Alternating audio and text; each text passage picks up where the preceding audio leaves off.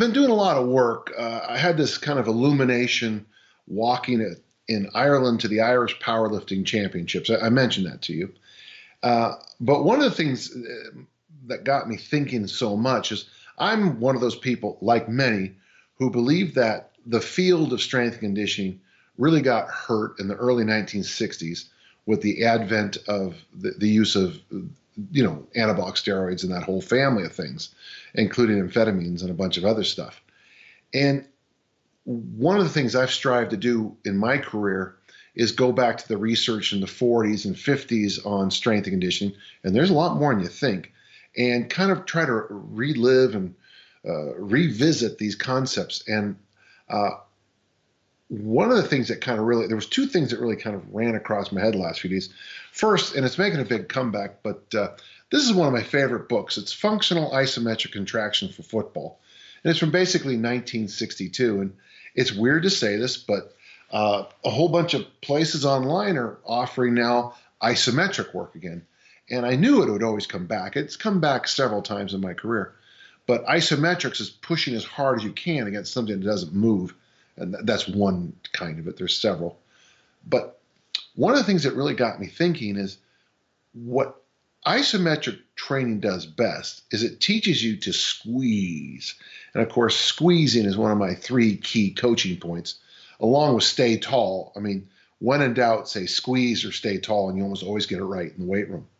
But another thing that a lot of people miss is, well, when I was young, we used to do a lot of circuit training. And one of the problems that hurts with this is that when Nautilus came along, they said they did metabolic conditioning.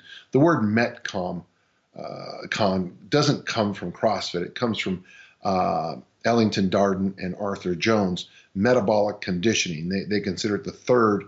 There was strength, there was cardiovascular, and there's a thing called metabolic conditioning. Of course, it's been so abused since then that we can't even talk about it anymore.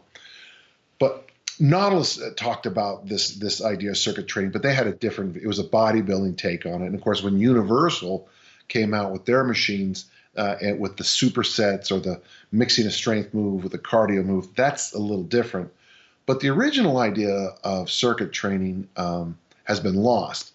And it included, so you would do a series of up to 15 to 20 movements in a circuit. And very often it was also with technical practice.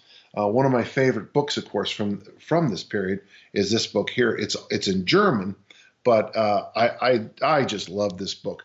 It's called, not shockingly, Circuit Training by Ulrich Jonath. And when he talks about circuit training, he will include, like for discus throwers, he'd have you doing medicine ball drills like a discus thrower, followed by a strength exercise, followed by a mobility exercise, followed by a flexibility, followed by a this and a that. And this book is from 1961. And it's interesting because my friend Lyle McDonald gave me a few years ago The Physiology of Strength by Heidegger. And that's from about it's in English in 1961, 62, published into German a few years before.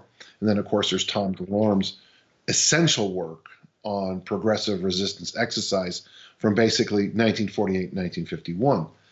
And one of the reasons I like to go back to this is that there's great clues in there. In circuit training, one of the things they emphasize a lot that I've felt has been lost for a long time is what I call level training.